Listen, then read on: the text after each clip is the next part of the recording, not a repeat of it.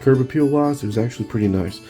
These little tchotchke things added some real nice kind of character to it. I will say, when you first come in the foyer here, it does feel like a long runway. You kind of got a narrow hallway here where all the action's going on, and it really is kind of long. Right off to the side over here, you have bedroom 2 and 3. They share this bath.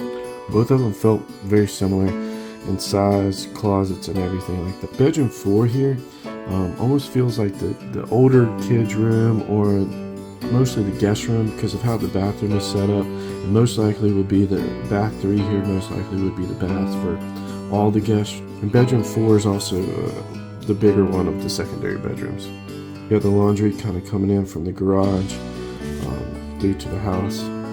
Now, the one thing to really note is the AC handler and HVAC system and all that. It is essentially in the garage,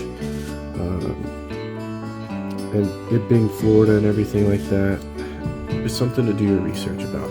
I'm going to link some articles down in the description below, so please, you know, kind of catch up on your little knowledge bank on that. Coming into the kind of main common area, the pantry felt good, the kitchen island felt nice. You got a good sized little dining area, so most of your common, you know, what you see, average kind of dining room setups would work here. A very nice size kind of living room.